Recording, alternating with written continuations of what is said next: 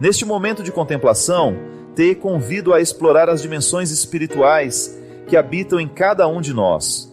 Que a luz divina guie nossos pensamentos, revelando a beleza da fé e a serenidade na conexão com o transcendental. Bem-vindo a esta pausa sagrada, onde a espiritualidade encontra espaço para florescer.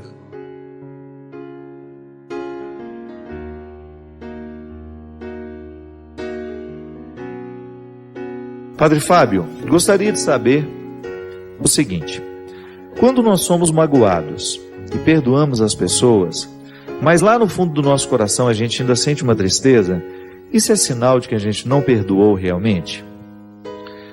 Maria, o perdão ele não é uma como é que a gente poderia dizer? Ele não consegue apagar dentro de nós de uma vez as mágoas que aquela realidade nos provocou. O perdão, ele é processual. A gente não sabe quando ele começou, a gente sabe. É quando a gente percebeu que o nosso coração já está disposto a dar um passo na direção daquele que nos machucou. Enquanto você sente uma resistência, é porque você ainda não está disposto ao perdão. Santo Agostinho também dizia que até para a gente perdoar, para reconhecer um erro, nós já temos que estar sob o influxo da graça. Eu já tenho que estar sob a influência da graça de Deus para ser capaz de reconhecer os meus erros. Quando eu caminho na direção de alguém, eu inicio ali um processo. Pode ser que naquele pedido de perdão, eu ainda não consiga arrancar do meu coração tudo aquilo que o outro provocou de ruim dentro de mim.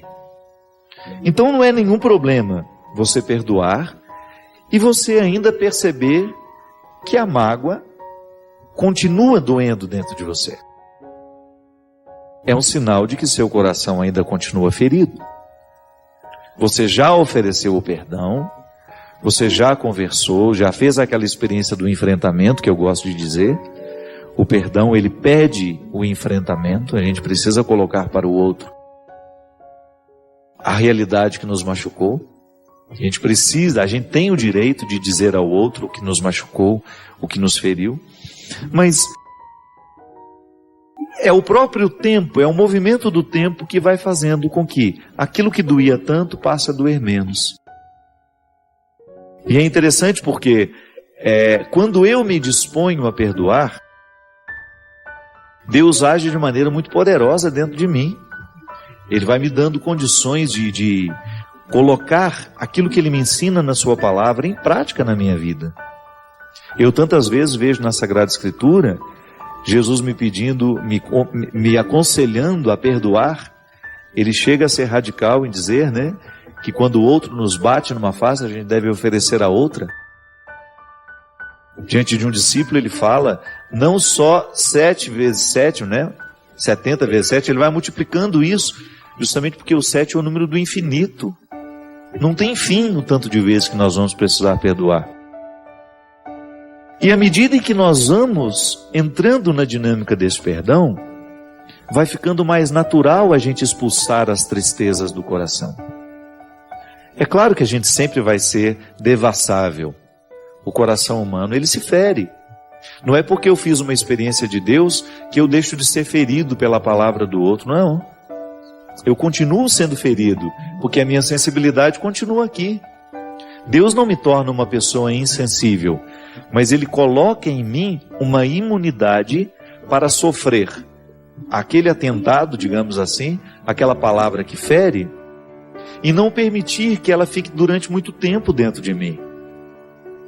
Então toda vez que eu sinto que, embora tenha perdoado, eu continuo sentindo a tristeza dentro de mim, é porque eu ainda não consegui desenvolver essa imunidade espiritual que a minha oração pode me dar, que a minha meditação.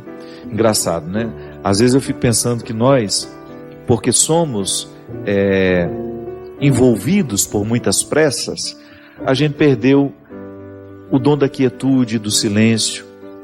E muitas vezes nós temos dificuldade de perdoar e de expulsar as mágoas do nosso coração, porque nos falta essa experiência do silêncio, que é quando você vai metabolizar a vacina da imunidade que a oração nos dá.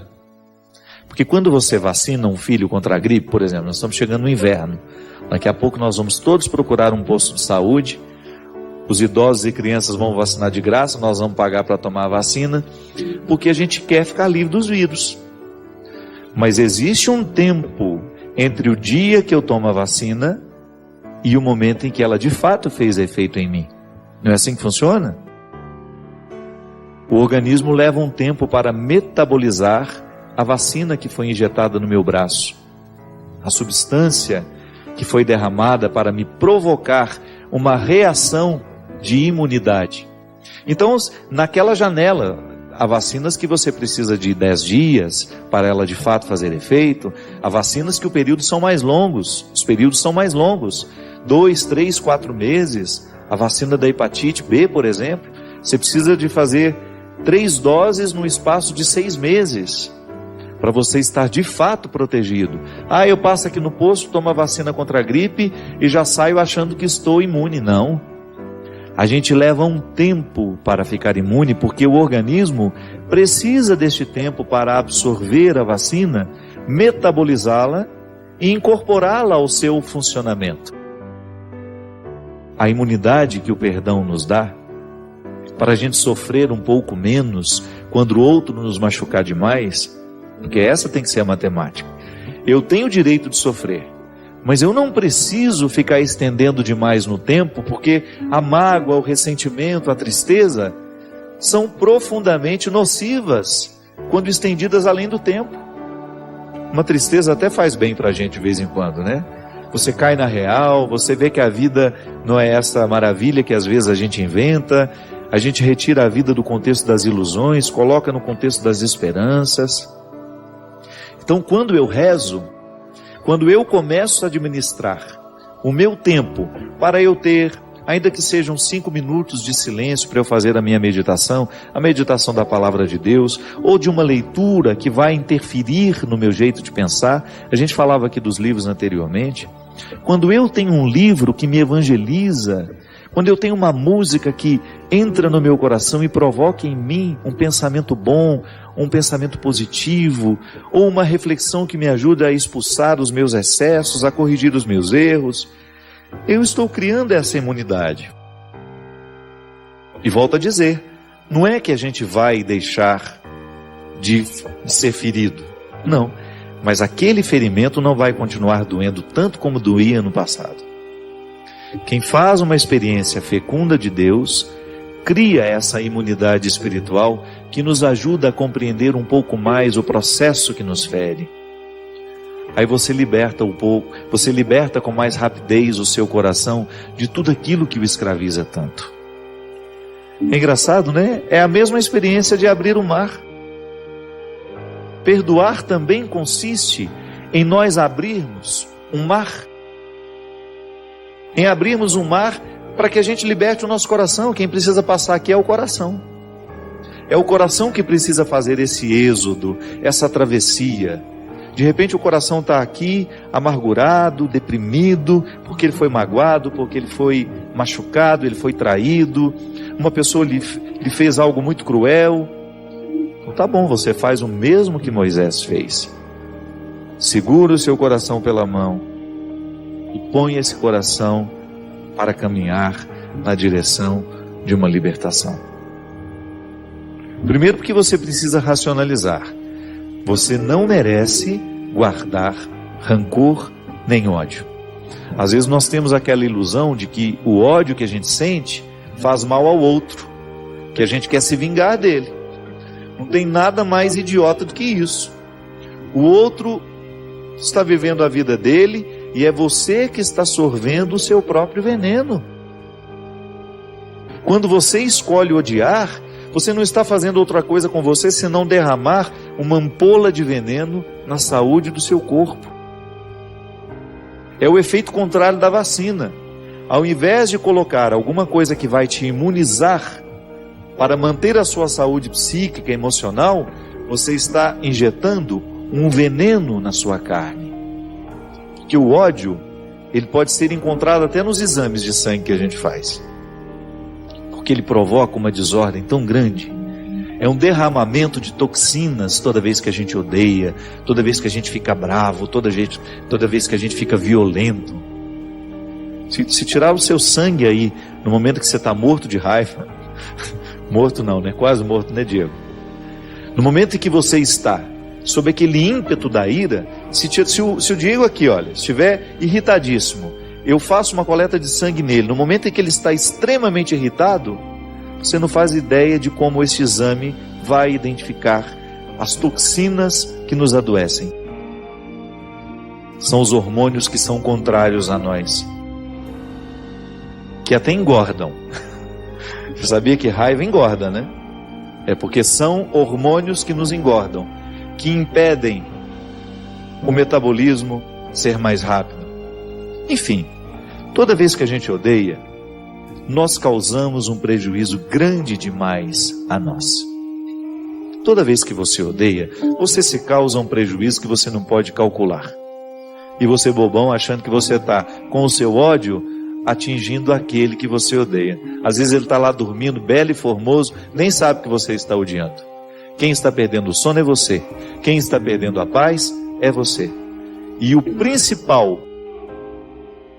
a principal vítima do ódio que você sente é você, meu caro. É você, minha cara. Portanto, atravesse esse mar. Não permita que o mar do ódio, do ressentimento, da mágoa lhe impeça de chegar a uma noite bem dormida, a uma satisfação de ser quem você é, a essa leveza do coração que você merece e que aquele que está ao nosso lado merece também. Obrigado pela oportunidade de falar ao seu coração, estabelecer esse encontro aqui, para mim tão importante sempre, porque eu sei o quanto que Deus me responsabiliza ao estar aqui, porque todo encontro gera responsabilidade. E justamente porque sei que a grande missão que Deus me deu é comunicar o seu amor. Essa semana eu estava conversando com uma grande amiga minha e nós falávamos justamente sobre isso. No quanto a experiência do amor é fundamental na vida humana para o nosso próprio alicerce como pessoa. Para eu dar certo como gente, eu preciso muito de amor o tempo todo. Amor de verdade. Não estou falando de posse, não estou falando dos exageros, não. Estou falando de amor. Aquele comprometimento que nos coloca uns diante dos outros, neste compromisso de ser para o outro um sustento.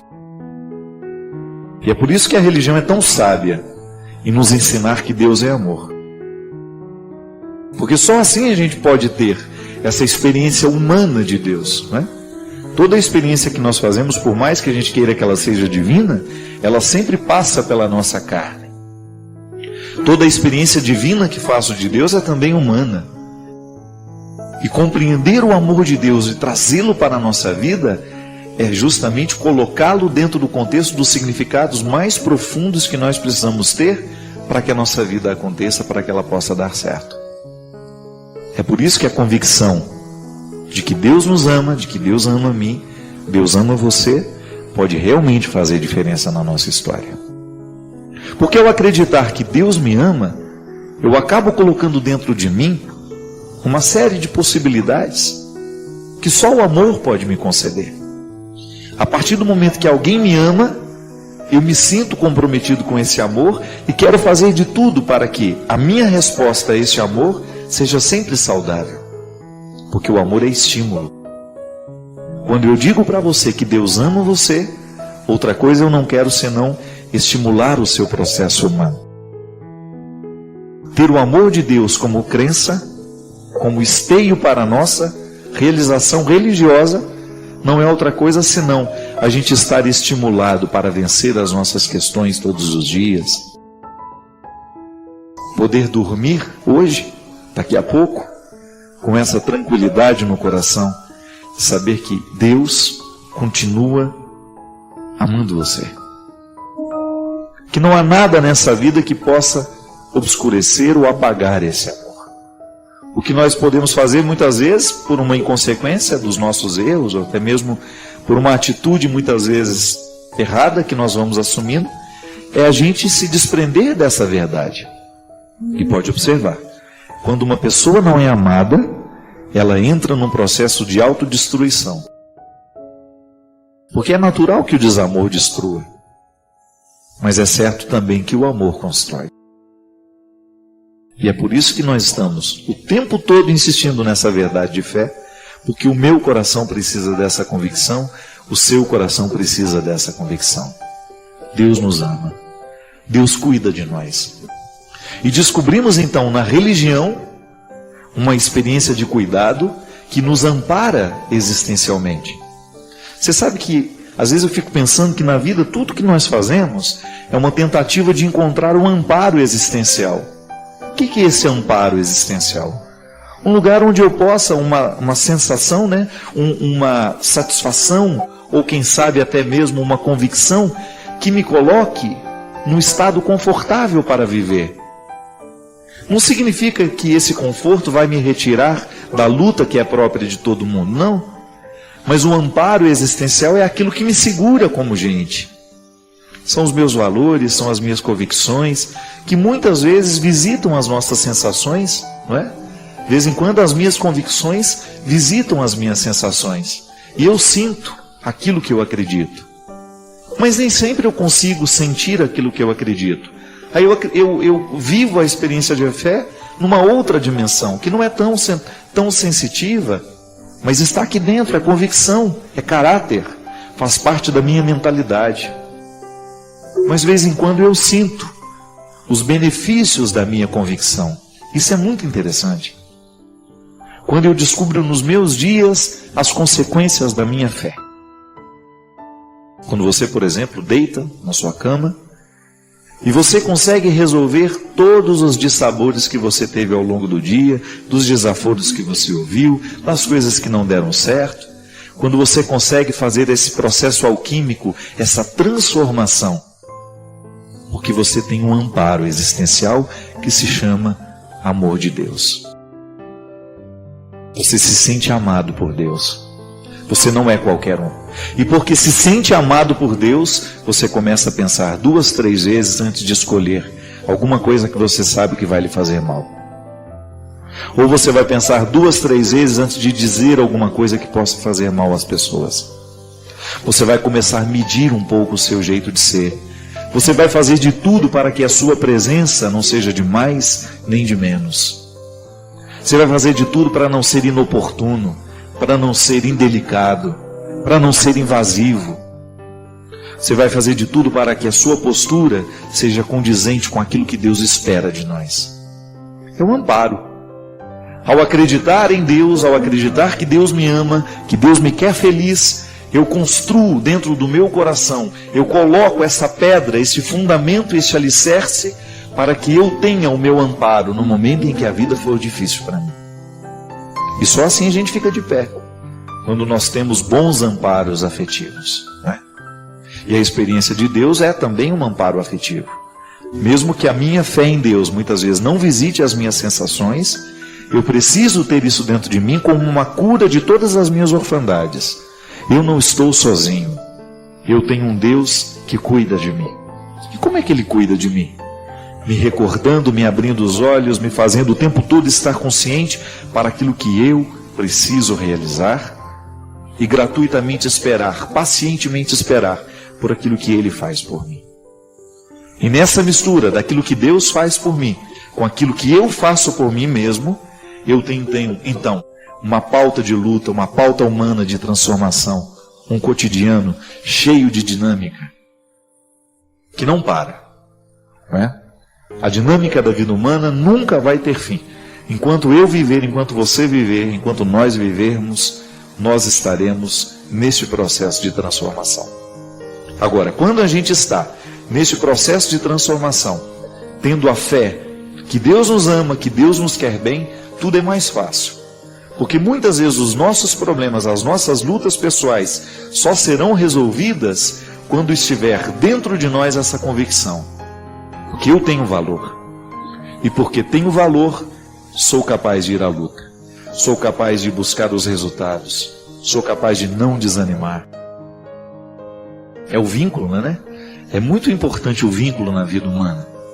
Quando você sente que você tem alguém nessa vida, você acorda melhor, você levanta melhor, você trabalha melhor. O amor faz isso com a gente. A partir do momento que nós estamos vinculados, a gente começa a ter mais cuidado com a vida que tem. Porque você sabe que o seu vínculo, você estar ligado ao outro, é instância de vida para o outro. Só assim a gente entende por que o pai é capaz de se cuidar mais depois que ele tem um filho. Porque ele sabe muito bem que esse vínculo não só lhe impõe o prazer de ser pai daquele menino, mas lhe impõe também a responsabilidade. Porque eu amo, porque eu sei que ele precisa de mim, eu começo a ser mais responsável com esse amor. E isso é corresponder, né? Eu vou cuidar um pouco mais da minha vida, eu vou cuidar um pouco mais do meu coração, porque eu agora tenho vínculos. E eu quero oferecer a minha melhor parte àqueles a quem eu estou vinculado. Uma relação respeitável, de amizade.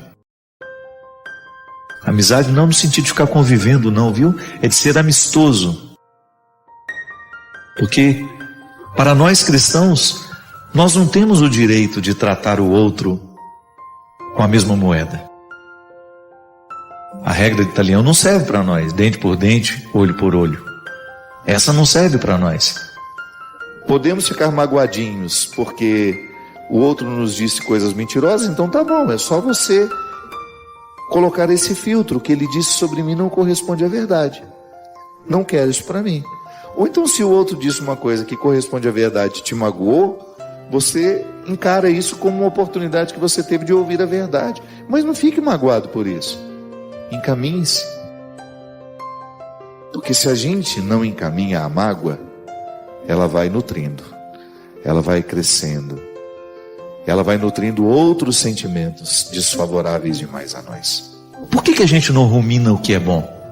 Por que a gente não rumina essa palavra que coloca coisas boas na nossa mente, e ao invés disso a gente fica ruminando a palavra ruim que a gente escutou ao longo do dia? Você mesmo. Quantas vezes você foi deitar e não conseguiu parar de ruminar aquela palavra infeliz que alguém lhe disse no seu ambiente de trabalho? Pode ser que esteja acontecendo hoje. Você esteja extremamente chateado com uma palavra maldosa que você ouviu, ou com uma coisa ruim que você ficou sabendo que alguém fez contra você. Você leva isso para a cama e não consegue nem dormir direito porque fica ruminando isso. Aquela palavra maldita vai e volta, e não sai, provocando uma doença mental em nós, porque toda vez que nós estamos preocupados, que a gente não consegue dormir, porque o ódio está nos habitando, nós estamos adoecendo a nossa mente. Que é preciso curar o pensamento para que depois você tenha modificado o sentimento. Sim, o perdão é uma decisão racional. Você precisa elencar para você quais são os benefícios disso que você está fazendo. Porque antes de atingir o outro, o perdão é um benefício que você se aplica. É um direito que você exerce de fazer uma faxina na sua mente, no seu coração, para colocar aquela pessoa no lugar certo. Se amais somente aquele que vos amam, que valor tem nisso? Que valor tem a gente amar somente as pessoas que nos amam? Que valor tem a gente tratar bem somente as pessoas que nos tratam bem? Sabe, minha gente, de vez em quando eu fico pensando que o cristianismo perde o seu brilho cada vez que um cristão desiste de fazer o bem. Agora, se você quiser viver o desafio de ser um cristão nos dias de hoje, você terá que aprender a fazer essa faxina da mente, a faxina do coração. Terá de aprender a dar passos na direção daquele que te ofende. Terá que oferecer a ele uma palavra muito diferente daquela que ele costuma lhe oferecer. Terá que ter a mansidão no coração. Porque só os mansos, Jesus já dizia numa outra ocasião, alcançarão o reino. E a experiência com esse Deus misericordioso vai lhe fecundar cada vez mais, para que você tenha condições de experimentar esse amor de Deus e levá-lo a tantas outras pessoas que estão necessitadas dele. Nós falamos muito de amor nos dias de hoje, mas falar de misericórdia é diferente. Falar de misericórdia é falar do comprometimento, de um amor que opera, que transforma, que realiza, que não é teórico. De um amor que entra na nossa história, que entra na nossa vida, que provoca atitudes, que cura feridas, que lava mágoas, que proporciona a reconciliação. Até os pecadores amam aqueles que os amam. E aí que vantagem tem? Pecadores nós somos, né? Vamos mudar um pouquinho aqui essa palavra. Até os ateus fazem isso. Eles não estão comprometidos com essa palavra. Eu e você estamos. A não ser que você não queira ser cristão mais. Aí você tem o direito de fechar essa Bíblia e nunca mais tocar no assunto. O que nos falta para a gente ter coragem de perdoar? Quais são os caminhos que nós precisamos dar na direção desse perdão efetivo? Começar a pensar os motivos da mágoa e identificar que eles são muito inconsistentes. Às vezes eles não têm nenhum sustento. Eles são bobos, eles são mentirosos, mas a gente resolveu guardar como se eles tivessem fundamentos. Não tem. E se tem algum fundamento, aí você começa a ter uma capacidade de reconhecer que aquilo que ele lhe disse não foi tão mentiroso assim. E que se tinha alguma correspondência a alguma verdade, encare como uma correção. E eu faço questão de colocar esse trecho do Evangelho de Lucas, por ser ele um estatuto bastante difícil de ser compreendido.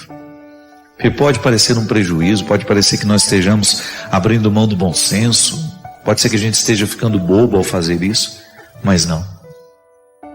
Na verdade, esse avesso, ele nos proporciona uma maturidade espiritual, uma maturidade afetiva, que vai nos beneficiar demais depois que ela for alcançada. Porque você vai esperar menos do outro. As nossas decepções, elas acontecem, não é porque o outro nos ofereceu muito pouco, é porque nós esperamos muito dele. Os nossos erros são aí, muitas vezes estão aí. O outro ofereceu aquilo que ele podia, mas nós esperávamos tanto, projetamos tanto, imaginamos tanto o outro, que quando ele foi ele de verdade, não nos bastou. É tão interessante quando nós descobrimos que ter autoridade sobre si é uma forma muito, mas muito interessante de transformar o mundo. Lidere-se, tenha autoridade sobre os seus sentimentos, expulse do seu coração as mágoas que não lhe edificam e faça crescer os sentimentos nobres. Você vai ver que vai ficar muito mais natural amar e ser amado. Se dentro das nossas cidades, na nossa rua, no nosso bairro, se a gente conseguisse viver essa proposta, essa regra de ouro, que até mesmo os ateus podem observar, qual é o mérito de amar quem nos ama? Você que está aí acostumado a lidar com quem você ama e com quem ama você, isso a gente já sabe. A gente precisa aprender agora a lidar com quem não nos ama. A gente precisa colocar uma semente de cristianismo entre nós que não nos amamos. Lidar com os que a gente ama, a gente já aprendeu um pouco. É claro que a gente ainda esbarra em dificuldades, porque também não é fácil lidar com quem a gente ama.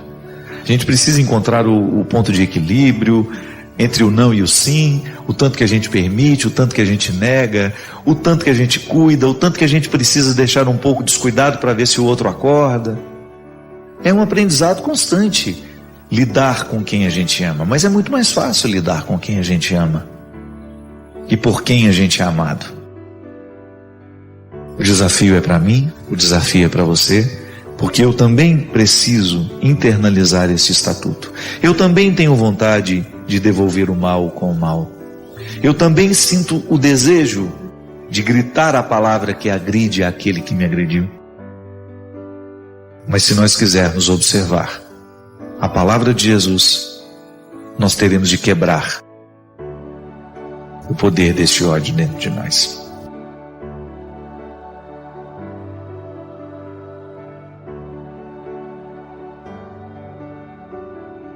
Agradecemos por fazer parte desta comunidade.